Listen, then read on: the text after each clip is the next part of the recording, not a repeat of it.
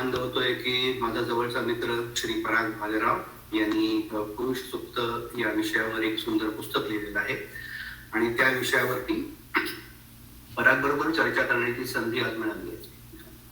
आणि मी आपल्या सगळ्यांचं सुद्धा अभिनंदन करतो की तुम्ही शुक्रवारी संध्याकाळी अशा विषयासाठी या सेमिनारला अवश्य उपस्थित राहिलात, त्याच्याबद्दल तुमचंही अभिनंदन. आणि आपण सगळे परागला ओळखतो मी, पण जरी जे ओळखत नाहीये त्यांच्यासाठी एक औपचारिक पद्धतीने त्याची एक माहिती म्हणून पराग बद्दल आपल्याला सांगतो. पराग त्याचा जन्म पुण्यात झालेला आहे आणि शिक्षण सुद्धा पुण्यात झालेलं आहे आणि सध्या नोकरीच्या निमित्ताने तो अमेरिकेमध्ये स्थायिक आहे. आणि लहानपणापासूनच त्याला अध्यात्माची खूप आवड होती आणि बहुतेक त्याच आवडीचं रूपांतर या पुस्तक लिहिण्यामध्ये झालेलं आहे. त्याच्याबद्दल आपल्याला जाणून घ्यायचंच आहे. आणि या पुस्तकामध्ये त्यांनी पुरुष सुक्त या सुक्तामध्ये काही वैज्ञानिक विचार मांडण्याचा प्रयत्न केलेला आहे. आणि आपण जेव्हा एखादं स्तोत्र, त्या स्तोत्राबद्दल एखादी माहिती हे जे वाचतो त्याच्यामध्ये जी फलश्रुती असते त्याच्यामध्ये बहुतेक वेळेला आध्यात्मिक विश्लेषण केलेली असतात की हे केल्यानंतर तुम्हाला काय फळ मिळतं वगैरे, हे सगळं आध्यात्मिक पद्धतीने तुम्हाला सांगितलेलं असतं. पण जेव्हा आपण विचार करतो की या स्तोत्राचा दुसरा फायदा काय आहे, की त्याच्यामध्ये काही गूढ मंत्र आहेत का, की ज्याच्यामुळे आपल्याला वैज्ञानिक माहिती विश्लेषण त्याच्यामध्ये आपल्याला मिळतं का, हे जर का बघायचा प्रयत्न केला अशी पुस्तकं खूप कमी आहेत. आणि या पुस्तकामध्ये परागनी तो आवर्जून उल्लेख केलेला आहे की हे पुरुष सुक्त, ह्याच्यामध्ये काही सुक्त किंवा मोस्टली सगळ्या 16 जे मंत्र आहेत त्याच्यामध्ये वैज्ञानिक विश्लेषण सुद्धा आहे. आणि हे पुस्तक मी विकत घेतलं, मला ते वाचायला खूप आनंद झाला आणि काही काही गोष्टी नव्याने कळल्या आणि या विषयाबद्दल आपण आता माहिती घेतोय. सो पराग, ओके, सुरुवात करतो. धन्यवाद मयुरेश, तू एक खूप चांगला मुद्दा इथे आत्ता मांडलास आणि तो मला आवडेल त्याच्यावरती 1 मिनिटं बोलायला. की आपण जेव्हा एखादा आध्यात्मिक किंवा धार्मिक स्तोत्र किंवा पुस्तक वाचतो तेव्हा त्याचे बरेचसे अर्थ असतात. एक तर त्याचा शब्दशः अर्थ असतो की त्या शब्दांचा अर्थ काय आणि त्याचं समजून घेण्याच्या दृष्टीने, शब्दांच्या दृष्टीने. दुसरा अर्थ असतो त्याचा आध्यात्मिक किंवा धार्मिक अर्थ असतो आणि तिसरा वैज्ञानिक अर्थ असतो. आणि हे तिन्ही अर्थ जेव्हा आपण समजून घेतो तेव्हा आपल्याला त्या मंत्राची किंवा त्या स्तोत्राची किंवा त्या साहित्याची खरी ओळख पडते आणि त्यातला सगळ्यात जास्ती आनंद आपल्याला त्या स्तोत्राचा घेता येतो. सो त्या दृष्टीने हे तिन्ही अर्थ समजून घेणं महत्त्वाचं असतं. आणि तू म्हणालास ते बरोबर आहे की सर्वसाधारणपणे शब्दार्थ बऱ्याच ठिकाणी दिलेला असतो. फार काही काही पुस्तकं आहेत, खूप मोठे मोठे त्याचं भाषांतर म्हणा किंवा त्या लेखकाचे विचार हे आध्यात्मिक स्वरूपात मांडलेले असतात. परंतु माझा दृढ विश्वास असा आहे की आपलं जे वैदिक साहित्य आहे ते पूर्णतः वैज्ञानिक आहे. त्याच्यामध्ये कुठल्याही प्रकारे अंधश्रद्धा किंवा केवळ एक कर्मकांड करायचे म्हणून करायचे अशा स्वरूपाच्या कुठल्याच गोष्टी त्याच्यामध्ये नाही आहेत. आणि त्या दाखवायचा प्रयत्न या एका सुक्तातला मी या पुस्तकामध्ये केलेला आहे आणि त्या विषयावर आपण आता बोलणार आहोत. ओके, सो मला एक पहिला प्रश्न असं विचारायचा आहे की आपल्या परंपरेमध्ये जी इतकी सूत्र आहेत, जे लहानपणापासून आपण अगदी भीमरूपीपासून रामरक्षा, सर्वशिक्षा, हे सगळी सूत्र म्हणत आलेलो आहे, माहिती आपल्याला.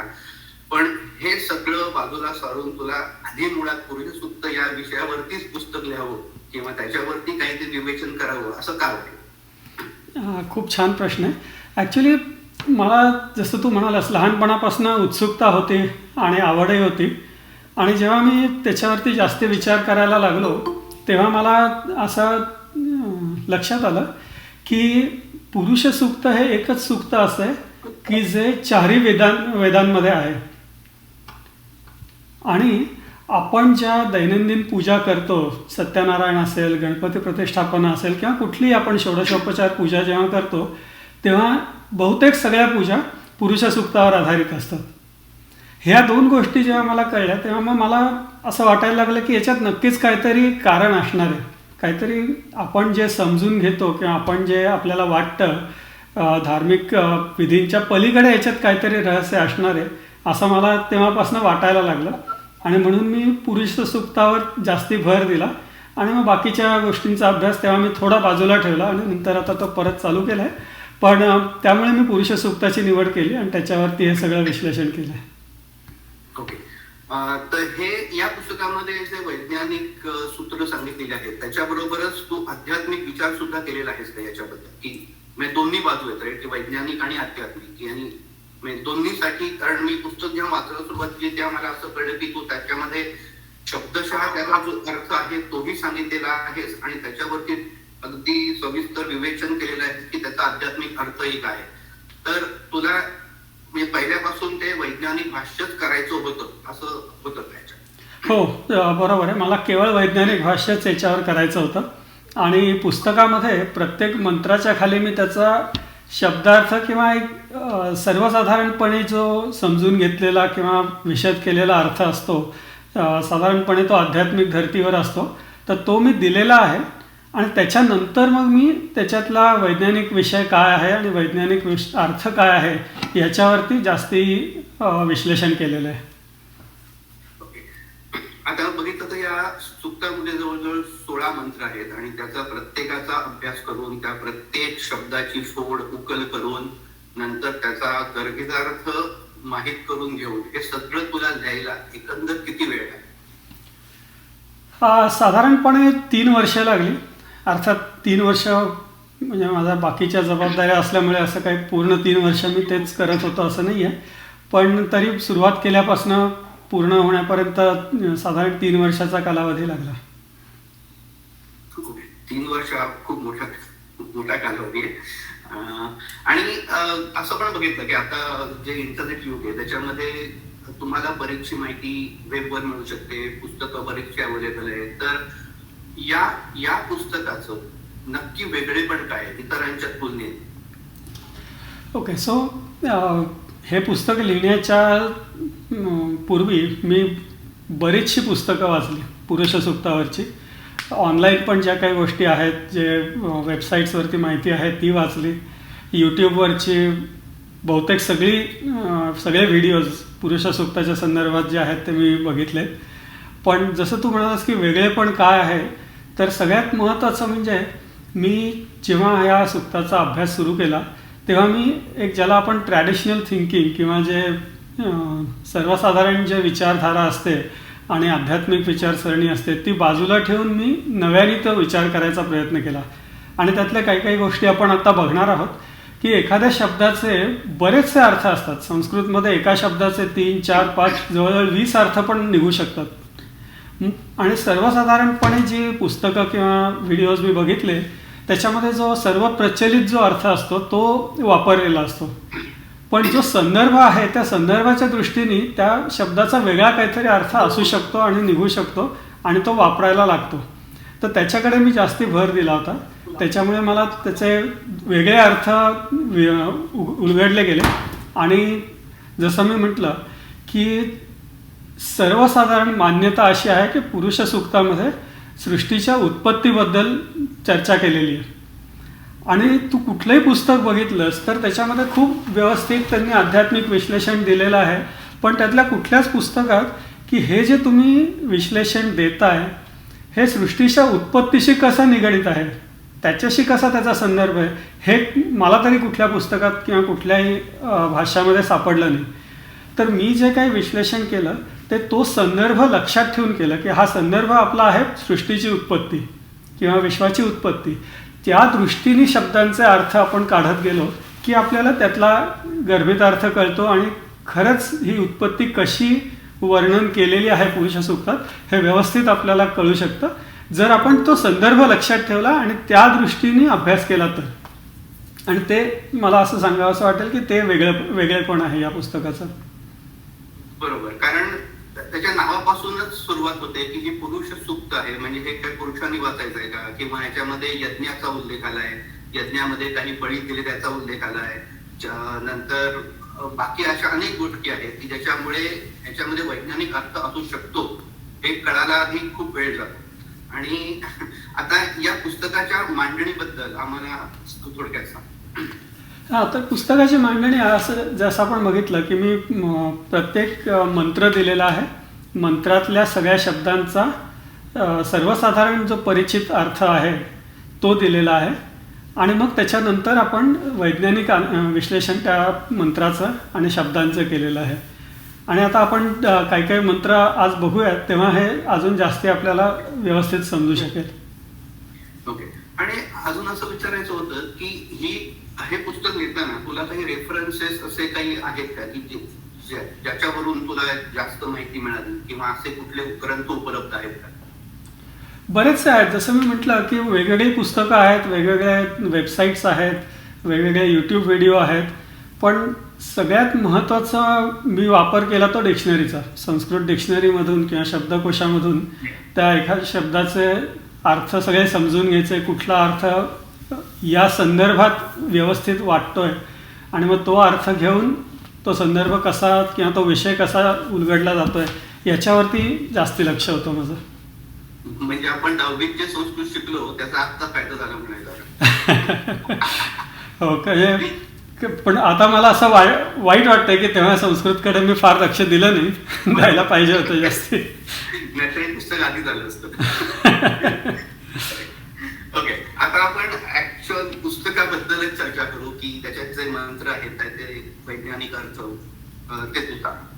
हां, तर त्याच्यापूर्वी मी थोडीशी पार्श्वभूमी सांगतो मयुरेश, की आपण वेद हा शब्द वापरतो. आपल्याला सगळ्यांना माहिती आहे की वेद आपल्याकडे प्राचीन ग्रंथ आहेत आणि आपण सर्वसाधारण कुणाला विचारलं की वेद काय आहेत बाबा, तर मला वाटतं 99.99% लोक म्हणतील की ते आमचे काहीतरी धार्मिक ग्रंथ आहेत बाबा, संस्कृतमध्येच, मला काही त्यातलं कळत नाही. आणि त्याच्यात सगळ्या धर्माच्या रिलेटेड हिंदुत्वाच्या संदर्भात काही काही दिलेलं आहे गोष्टी.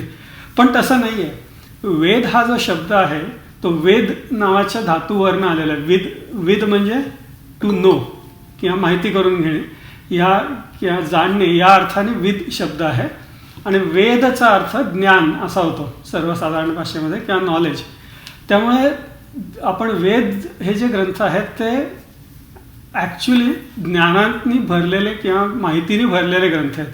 त्याच्यामध्ये कुठल्याही प्रकारे अर्थात कर्मकांड नाही आहेत असं मी म्हणणार नाही, कारण काही काही कर्मकांडांचं वर्णन, सखोल वर्णन आणि त्याचा मागची हेतू आणि पार्श्वभूमी ही दिलेली आहे त्याच्यामध्ये. पण अंधश्रद्धेवर आधारित ज्या काही आजकाल गोष्टी आपण बघतो तसं कुठल्याही गोष्टी त्याच्यामध्ये नाही आहेत. वेदांची निर्मिती जी झाली त्याच्याबद्दल वेगवेगळे संदर्भ उपलब्ध आहेत. वेगवेगळ्या लोकांनी वेगवेगळ्या विषयावरनं त्याचा ॲनालिसिस किंवा उकल केलेली आहे आणि वेगवेगळे कालावधी मांडलेले आहेत. जो त्यातल्यात मला स्वतःला जो योग्य वाटला तो साधारणपणे इसवी पूर्व 24,000 वर्षापासूनचा कालावधी आहे, जो डॉक्टर वर्तकांनी वेगवेगळ्या वेदांमधले जे संदर्भ आहेत त्या संदर्भाच्या आधारावर तो कालावधी त्यांनी निश्चित केलेला आहे. तर तो मला त्यातल्या त्यात जास्ती व्यवस्थित वाटला.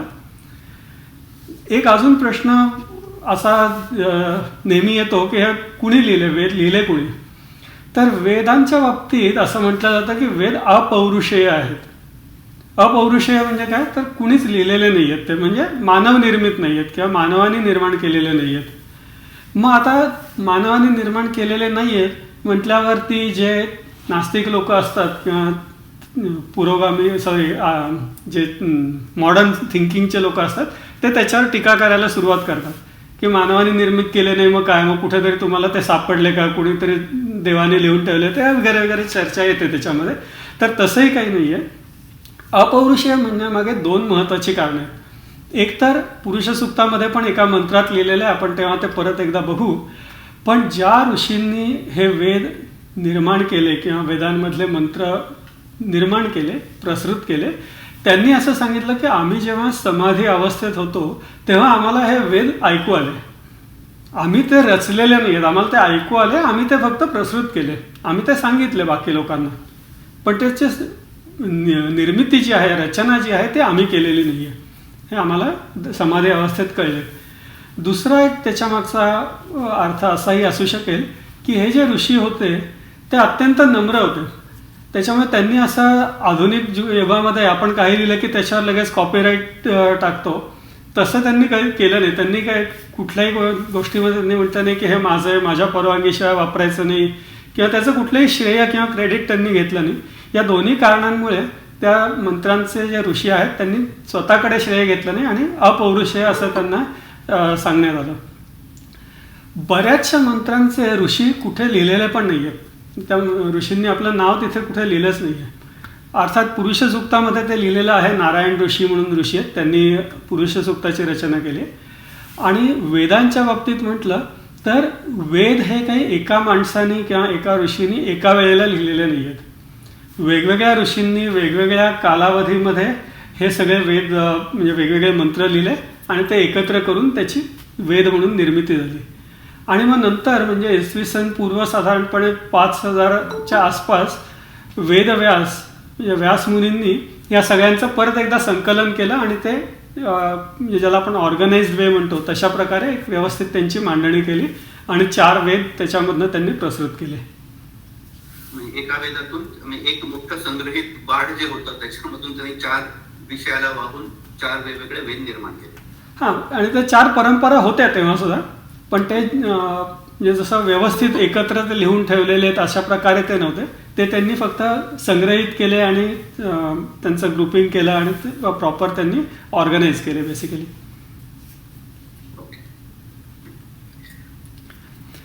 आता अजून एक प्रश्न मगाशी मी म्हटलं की आपण जेव्हा अर्थ एखाद्या मंत्राचा लावतो तेव्हा त्यातल्या प्रत्येक शब्दाची उकल करणं गरजेचं असतं.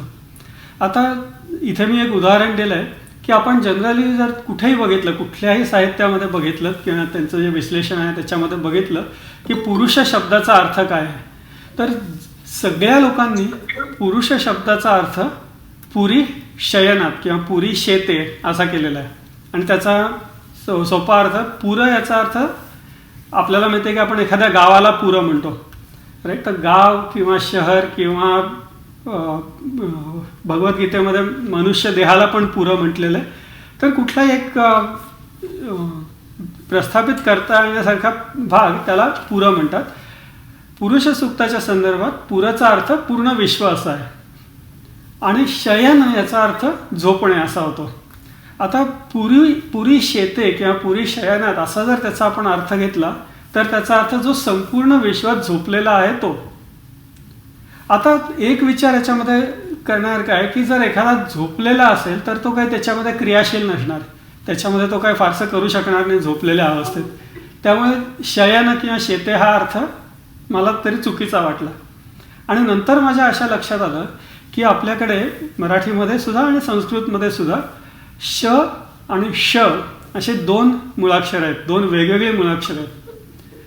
श जो आपण शंकर किंवा शिव किंवा शहामृग यातला जो श आहे तो, आणि दुसरा श कृष्ण किंवा षटकोनातला जो श आहे तो. आपण पुरी शयनात म्हटलं तर तो शहामृगातला श येतो, पण पुरुष शब्दात जो श आहे तो षटकोनातला श आहे. आता हाच जर आपण मूळ भेद लक्षात घेतला तर पुरुष त्याचा अर्थ पुरी उशयती. उषा म्हणजे उषा या अर्थाने, उषा म्हणजे सकाळचा जो काळ असतो तो, जेव्हा आपल्याला पृथ्वीवरती सूर्याची शक्ती मिळायला सुरुवात होते आणि दिवस सुरू होतो, सगळ्या प्रक्रिया पृथ्वीवरच्या चालू होतात. म्हणजे ती पृथ्वीवरच्या सगळ्या प्रक्रिया जागृत करणारी जी शक्ती आहे त्या अर्थी तो उषा शब्द येतो. तर तो जर शब्द आपण इथे घेतला तर पुरं उषयती असा जर अर्थ घेतला तर पुरुष हा जास्ती वेगळा किंवा व्यवस्थित अर्थ होतो, जो या संपूर्ण विश्वाला चालना देतो आणि सगळ्या प्रक्रिया त्यातल्या निर्माण करतो आणि चालू करतो. ती शक्ती म्हणजे पुरुष. पुरुषाचा अर्थ कुठलाही म्हणजे पुल्लिंगी किंवा नर देह वगैरे अर्थी शब्द नाही आहे. पुरुष स्त्री अशा अर्थी तो शब्द नाही आहे. पुरुष म्हणजे ही शक्ती आहे ज्याला आपण परमेश्वर परमात्मा वगैरे म्हणतो, तोच अर्थ पुरुषामध्ये अभिप्रेत आहे. एवढ्या शब्दामध्ये एवढा अर्थ दडलेला असेल हे तुझ्यामुळे आता कळलेलं. आणि दुसरं तू अजून एक म्हणाला सुरुवातीला मयुरेश, की यज्ञ आणि बळी वगैरे अशा पण विषय त्याच्यामध्ये आलेले आहेत. तर आपण जेव्हा यज्ञ म्हणतो तेव्हा यज्ञाचा अर्थ आपल्याला असा अभिप्रेत असतो की आपण काही विटा मांडलेल्या आहेत, त्याच्यामध्ये काही अग्नी प्रज्वलित केलेला आहे, त्याच्यामध्ये आपण आहुती देतोय, अशा अर्थी आपण यज्ञ हा सर्वसामान्यपणे समजतो. पण तो पण अर्थ चुकीचा आहे. यज्ञाचा एक अर्थ यज्ञाचा एक भाग त्या कर्मकांडांशी संबंधित आहे. पण यज्ञ म्हणजे कुठलीही प्रक्रिया की ज्याच्यामध्ये आपण एक गोष्ट अर्पण करतो आणि त्याच्यामधनं आपल्याला त्या प्रक्रियेद्वारे दुसरी गोष्ट मिळते. त्या परिवर्तनाच्या प्रक्रियेला यज्ञ असं म्हणतात. आणि पुरुष सूक्तामध्ये वर्णन असं केलंय की या पुरुषाने, म्हणजे तो जो परमेश्वर आहे, परमात्मा आहे, ती जी शक्ती आहे, त्या शक्तीने यज्ञाच्या द्वारे पृथ्वीची नाही सृष्टीची निर्मिती केली. मग ही तेव्हा काही जर आपण म्हटलं की ही सृष्टी निर्माण होण्याच्या आधी यज्ञ करायला विटा नव्हत्या, लाकूड नव्हता, अग्नी नव्हता, त्याच्यामध्ये अर्पण करायला काही गोष्टी नव्हत्या, मग हा यज्ञ कसा झाला? जर आपण रेग्युलर अर्थ जर घेतला, कन्व्हेन्शनल अर्थ, तर ते यज्ञ करण्यासाठी कुठली सामग्रीच नव्हती, मग यज्ञ झाला कसा? तर तिथे यज्ञाचा अर्थ असा आहे की जी प्रक्रिया, की ज्या प्रक्रियेमध्ये या पुरुषांनी स्वतःलाच अर्पण केलं, स्वतःनीच तो यज्ञ केला, स्वतःलाच त्याच्यामध्ये अर्पण केलं आणि ही सृष्टी निर्माण केली, ती प्रक्रिया म्हणजे तो यज्ञ आहे.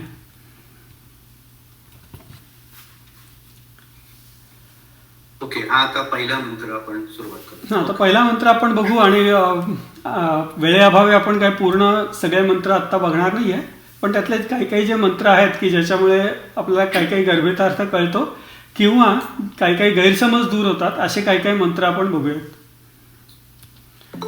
तर हा पहिला मंत्र आहे. त्याच्यामध्ये अजून एक गोष्ट पटकन सांगतो की वेदातले जे मंत्र आहेत त्यांना मंत्र म्हणतात, श्लोक म्हणत नाहीत. श्लोक वेगळे असतात, मंत्र वेगळे असतात. आणि एक सोपा जर तुम्ही बघितलं तर इथे जो मंत्र लिहिला आहे त्याच्यामध्ये सहस्त्र, तर सच्या खाली एक रेघ आहे, सच्या वरती एक उभी रेघ आहे.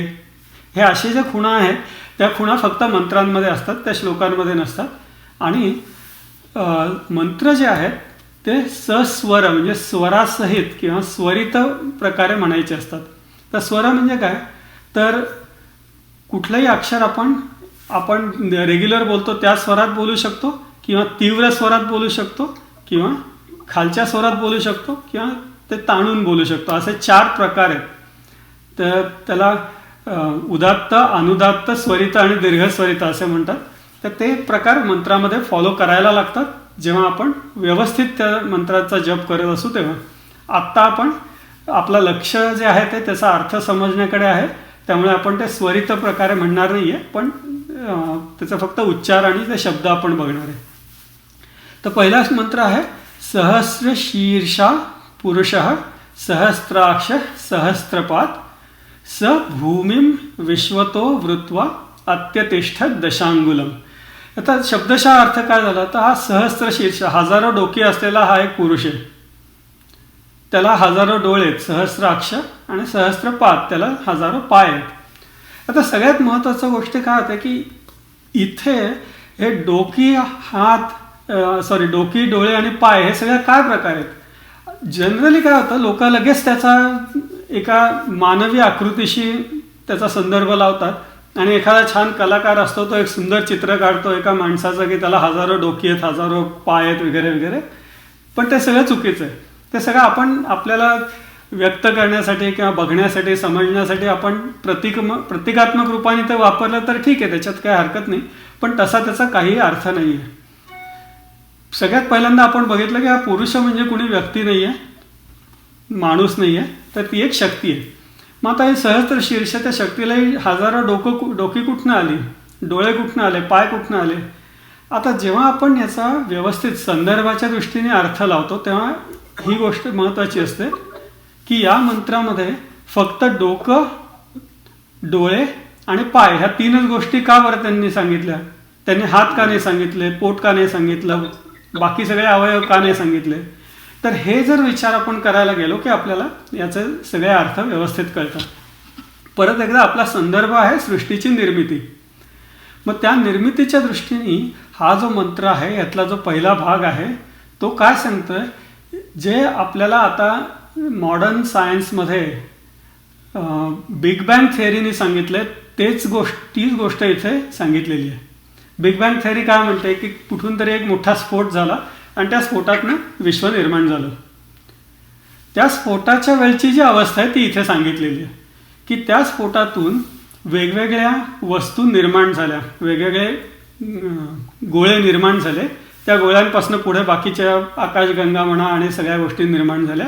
तर हे हजारो गोळे निर्माण झाले. सहस्रचा अर्थ इथे एक्झॅक्ट हजार असा नाही आहे, तर हजारो असा आहे.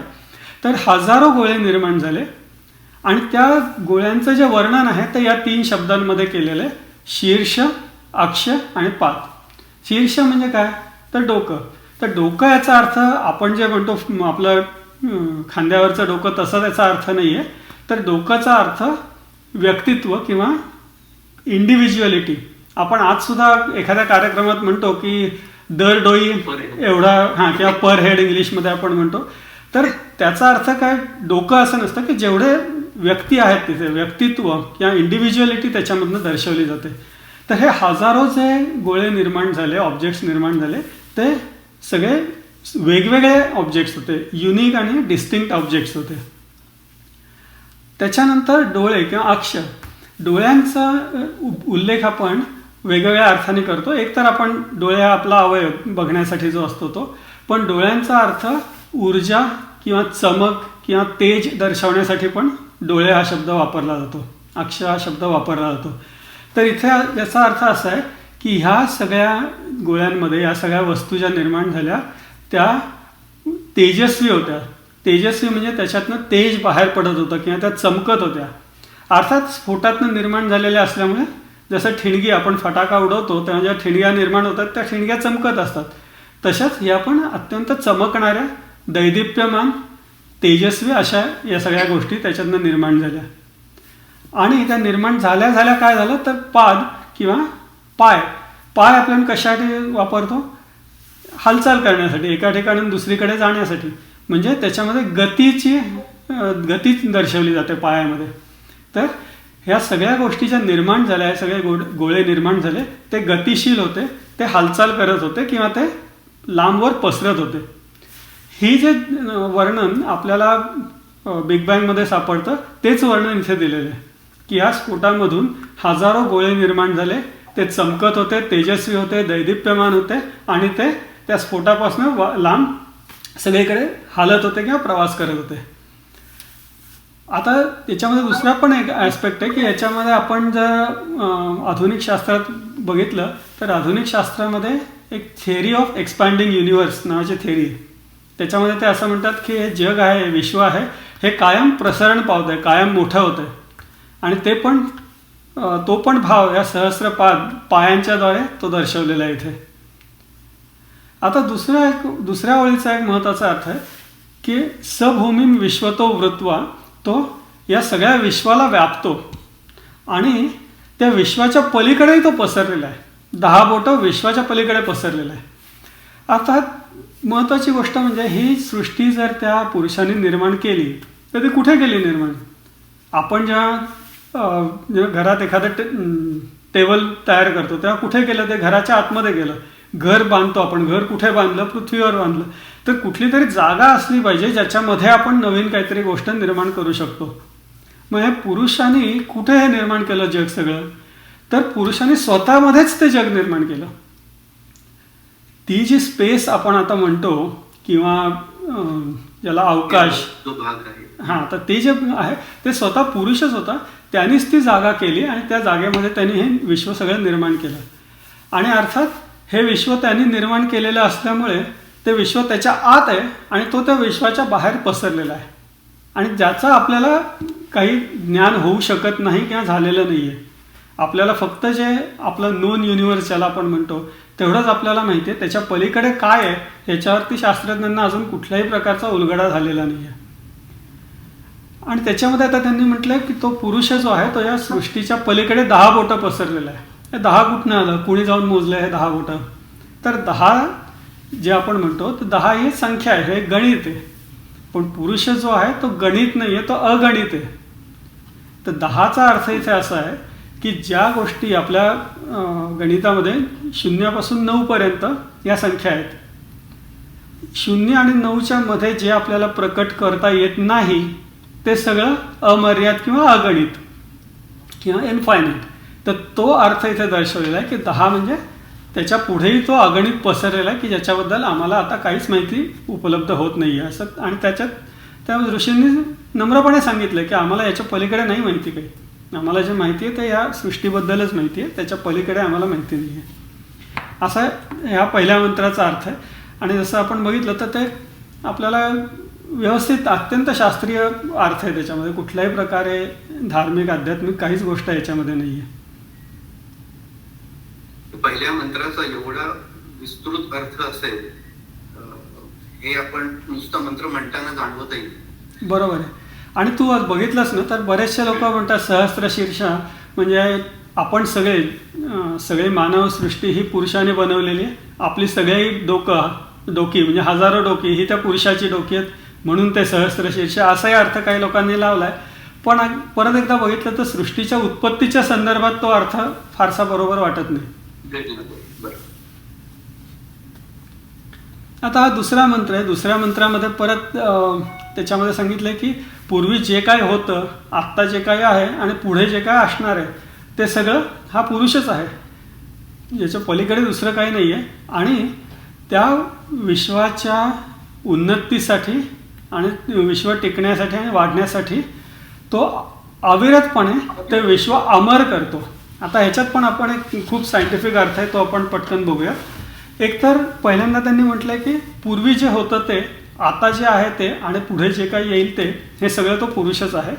आणि ह्याच्यामध्ये अमर किंवा अमृतत्व हा विषय किंवा हा शब्द त्याच्यामध्ये आलेला आहे.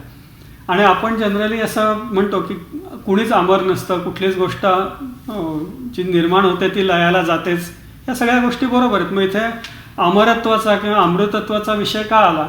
हे पूर्वीचं, आत्ताचं आणि पुढचं सगळं परमेश्वराचं आहे किंवा पुरुषच आहे, याचा अर्थ नक्की काय?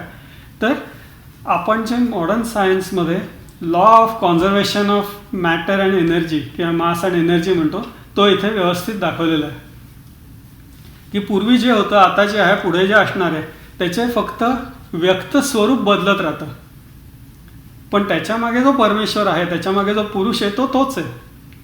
आणि अमृतत्व किंवा अमरत्वामध्ये पण तोच विचार त्याच्यामध्ये आलेला आहे की आज तो जो आहे तो एखाद्या लाकडाच्या स्वरूपात असेल, ते लाकूड जाळल्यावर उद्या तो एका ऊर्जेच्या स्वरूपात व्यक्त होईल. ती ऊर्जा परत दुसरीकडे जाईल, त्या ऊर्जेनी दुसरं काहीतरी क्रिया घडेल आणि तो अजून तिसऱ्या स्वरूपात व्यक्त होईल. तर त्याचा व्यक्तपणा जो आहे, व्यक्त होण्याची जी वृत्ती आहे ती, त्याचं स्वरूप बदलत राहतं, पण तो पुरुष तो आहे तोच आहे आणि तो अमर आहे. ही भावना किंवा हा भाग याच्यामध्ये या मंत्रामध्ये दर्शवलेला आहे.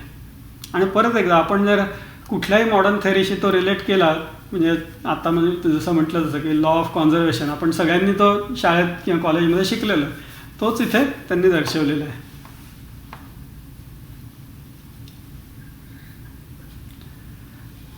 आपल्याला वेळेची मर्यादाही पाळायची आहे. तुझं विवेचन खूप विस्तृत आहे आणि असं वाटतंय की ऐकतच राहावं. बरोबर आहे. मी अजून 1-2 गोष्टी फक्त सांगतो. आता हा जो मंत्र आहे ना, 7वा मंत्र, तर याच्यामध्ये असा शेवटचं जर आपण हे बघितलं तर अबध्नन पुरुषम पशुम असं म्हटलेलं आहे. आणि त्याच्यामध्ये शब्दशः अर्थ लोकांनी असा केला की त्या पुरुषाला बळी दिलं यज्ञामध्ये. हे सगळे यज्ञाचं वर्णन आहे. आणि यज्ञ म्हणजे आपण बघितलं तसं ही प्रक्रिया आहे, सृष्टीच्या निर्मितीची प्रक्रिया म्हणजे यज्ञ. मग आता याच्यामध्ये पशुला बळी दिलं असा आपण त्याचा अर्थ काढतो. आणि इतर धर्मातले लोक म्हणा किंवा आपल्यातले पण बरेच लोक त्याच्यावर टीका करायला सुरुवात करतात की तुमच्या वेदांमध्येच पशुबळी सांगितलेलं आहे, हिंदू धर्मात पशुबळीला मान्यता दिलेली आहे वगैरे वगैरे सगळ्या गोष्टी त्याच्यामध्ये चालू होतात. आता परत आपण जर बघितलं तर हा मंत्र आहे तो, आणि हे जे सगळं सूक्त आहे हे विश्वाच्या उत्पत्तीबद्दल सांगतं. या क्रमामध्ये अजून पशूंची निर्मिती झालेलीच नाही आहे, ती अजून 2 मंत्रांनंतर येते. मग जर पशु निर्माणच झालं नाही तर कुठला पशु बळी दिला, कोणाला बळी दिलं? तर कुणालाही कुठेही बळी दिलेलं नाही आहे याच्यामध्ये. म्हणजे जे आपण सर्वार्थाने जे आपण म्हणतो बळी म्हणजे कुणाला तरी ठार मारणं, अशा अर्थाने कुठलाही बळी इथे अपेक्षित नाही आहे, अभिप्रेत नाही आहे. हा बळी म्हणजे काय, तर त्या प्रक्रियेमध्ये त्या पुरुषाने स्वतःला अर्पण केलं आणि स्वतःला त्या यज्ञात अर्पण करून त्या यज्ञाच्या प्रक्रियेद्वारे दुसऱ्या स्वरूपात तो व्यक्त झाला. दुसऱ्या स्वरूपात व्यक्त जेव्हा तो झाला तेव्हा पहिलं स्वरूप त्याचं गेलं. पहिलं स्वरूप त्याचं आता शिल्लक नाही राहिलं. म्हणजे पहिलं स्वरूप त्याचं आपण एक औपचारिकदृष्ट्या म्हटलं की ते मेलं. म्हणजे पहिलं स्वरूप त्यांनी सोडून दिलं आणि दुसऱ्या स्वरूपात तो व्यक्त झाला, असा त्याचा तिथे अर्थ आहे. आणि पहिली जी ओळ आहे सप्तास्य सन परिधय, परिधी म्हणजे यज्ञ जेव्हा आपण मांडतो तेव्हा त्याच्या बाजूला काड्या ठेवून आपण त्या यज्ञाची सीमा निश्चित करतो, त्या काड्यांना परिधी म्हणतात. मग आता इथे जर यज्ञ अजून आपण म्हणतो की तसा काही यज्ञ नाही आहे, काही सृष्टीची अजून उत्पत्ती होती आहे, तर मग या परिधी कुठनं आल्या, तर ह्या मंत्रापासून पृथ्वीच्या निर्मितीची प्रक्रिया चालू होते, त्याचं वर्णन चालू होतं. आणि पृथ्वीची सीमा दर्शवणाऱ्या 7 काड्या किंवा 7 परिधी किंवा 7 सीमारेषा कुठल्या, तर आपल्याला माहिती आहे की 7 खंड आहेत किंवा 7 समुद्र आहेत, त्याच्याद्वारे पृथ्वीच्या भूमीवरची सीमा निश्चित झालेली आहे. आणि ते इथे दर्शवलेलं आहे की आता पृथ्वी निर्माण होती आणि पृथ्वी निर्माण होताना त्याच्यावरती हे 7 खंड निर्माण झाले. तो भाव किंवा ती माहिती या मंत्रामध्ये सप्तास्य सनपरिधयामध्ये ती माहिती तिथे त्यांनी दिलेली आहे. आणि अजून एक फक्त मी आता इथे मेन्शन करतो, आपल्याला वेळेअभावी आपण त्याच्यामध्ये फार खोलात शिरणार नाही. तर पुढचा जो शब्द आहे त्याच्यात त्यांनी म्हटलं त्रिसप्त समिध कृता. त्रिसप्त म्हणजे 3 वेळा 7, 3 वेळा 7 म्हणजे 21. मग आता त्यांनी 3 वेळा 7 असं का म्हटलं, 21 शब्द का नाही वापरला, 21ला शब्द आहे संस्कृतमध्ये, मग तो का नाही वापरला. तर आता परत तू कुठलंही पुस्तक बघितलंस तर त्याच्यामध्ये त्यांनी 5 पंचतत्व, 5 आत्मा, त्याच्यानंतर स्वर्गाचे 5 थर, स्वर्गाचे 7 थर, नरकाचे 7 थर असं देऊन त्यांनी ते बेरीज करून समहाव 21 त्यांनी ते जोडून आणलेली आहे. पण त्याच्यामध्ये सुद्धा पृथ्वीच्या प्रक्रियेचा पृथ्वीच्या निर्मितीचा भाग कुठेच येत नाही. मग इथे त्यांनी हा शब्द आपण जर समजून घेतला की त्यांनी त्रिसप्त का वापरला शब्द, 21 शब्द का नाही वापरला, तर आपल्याला व्यवस्थित कळतं की हे त्रिसप्त म्हणजे त्याच्यामध्ये ऊर्जेचे 3 प्रकार आहेत आणि त्या प्रत्येक प्रकारामध्ये 7 प्रकारच्या ऊर्जा आहेत.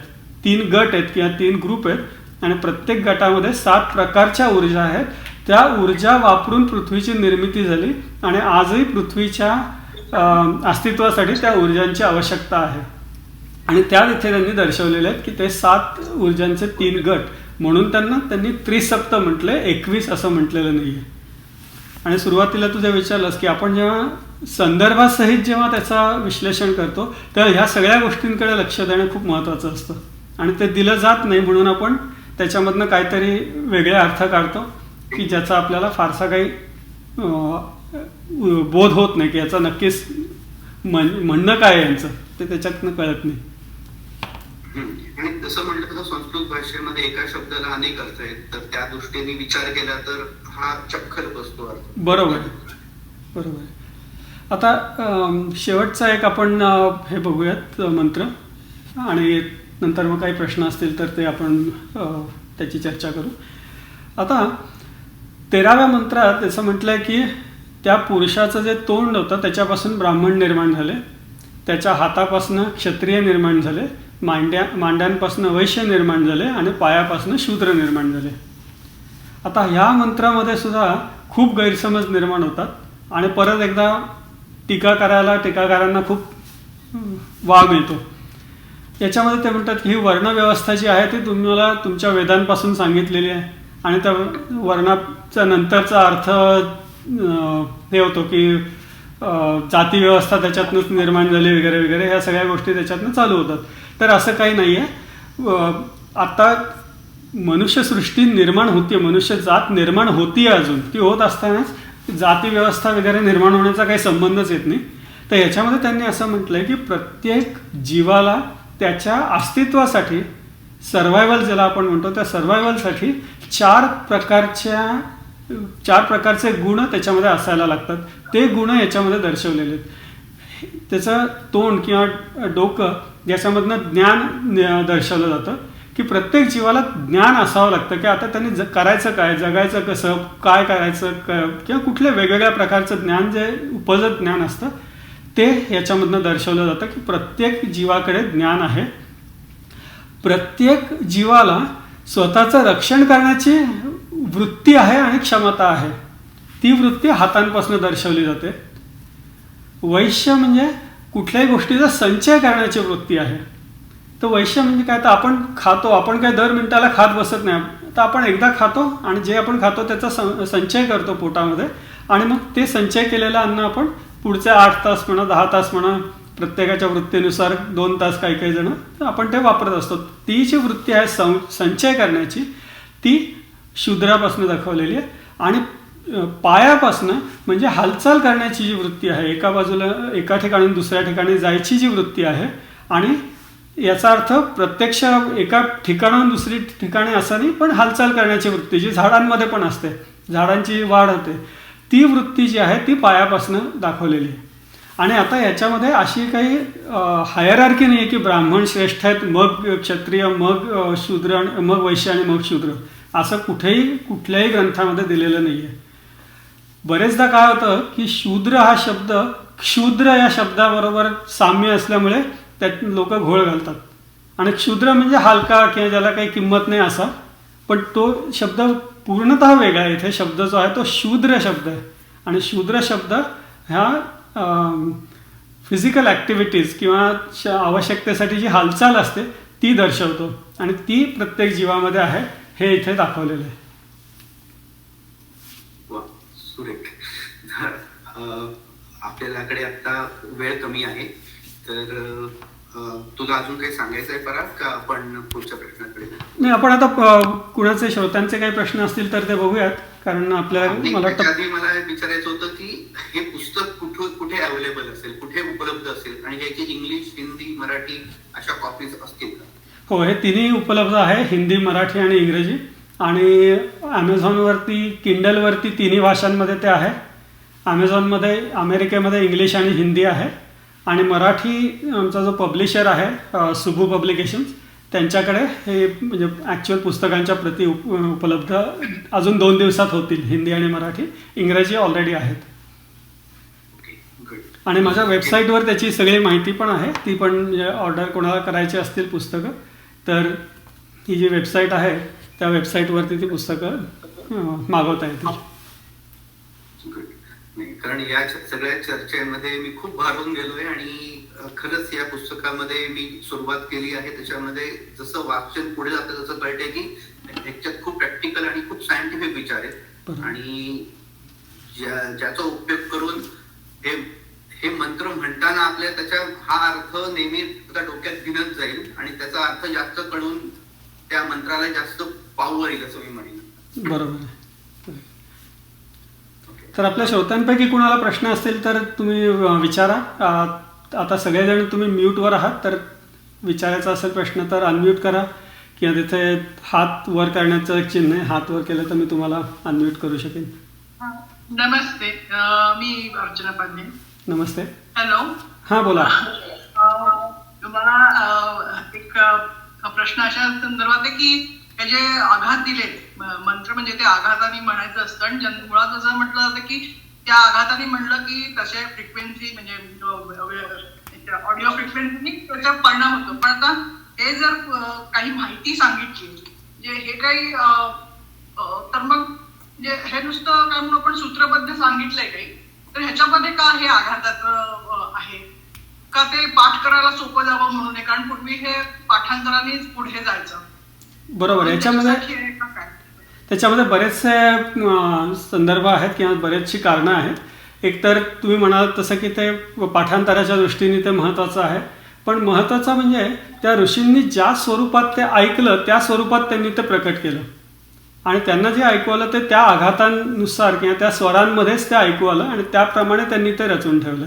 आणि दुसरा त्याच्यामागचा फायदा असा आहे की ते आपण जेव्हा स्वरांमध्ये म्हणतो किंवा त्या आघातांप्रमाणे म्हणतो तेव्हा आपल्या शरीरात जी कंपनं निर्माण होतात त्याचा आपल्या शरीराला फायदा होतो आणि म्हणूनही त्या आघातामध्ये म्हणण्याचा तो एक वेगळा फायदा आहे.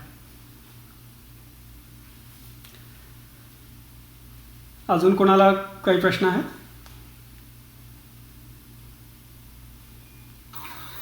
पराग वैशाली हां, बरं. नागकर.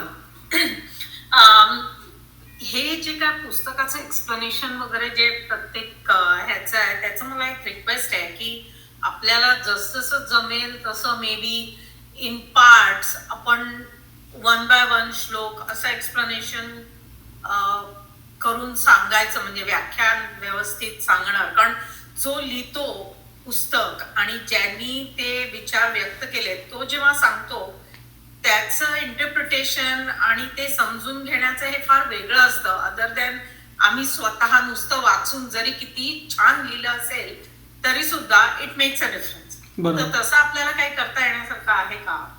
आपण करू शकू. म्हणजे काही काही चॅनल्सनी ते रिक्वेस्ट पण केली आहे की त्यांना बरेचसे सेशन्स सिरीज ज्याला म्हणतो मालिका करायची, तसंही करता येईल की आपणही तसं करू शकू. कारण माझं अजून पूर्ण पुस्तक वाचून झालेलं नाही आणि जसं मी म्हटलं तसं अनफॉर्च्युनेटली म्हणजे इंग्लिश जरी आपल्याला येत असलं तरी आपल्या भाषेत ते वाचणं आणि समजून घेणं ह्याच्यात फार फरक आहे. बरोबर आहे, बरोबर. पण फारच छान हे आहे, प्रश्नच नाही. धन्यवाद. Really creditable. थँक्यू. ओके, ही मीटिंग आपली 1 तासाचीच होती, ती अजून 3 मिनिटात संपेल. तर कोणाला पटकन काही दुसरे प्रश्न असतील तर आपण चर्चा करूयात. अनम्यूट करून तुम्ही विचारू शकता प्रश्न. पराग साहेब, मला असं विचारायचं होतं, मी रंजना धराधरे, ऐकू येतं का हो तुम्हाला? हो, अगदी व्यवस्थित बोला. हा, तर मला हे जे आपले काय म्हणायचं पुरुष सुक्तातले हे जे तुमचे मंत्र आहेत ना, ते मंत्र आम्हाला रोज ऐकू येऊ शकतील का तुमच्या उच्चारासहित? म्हणजे तर ते आम्हाला ऐकून आमचे छान पाठही होऊ शकतील, असं काही आपण करू शकाल का?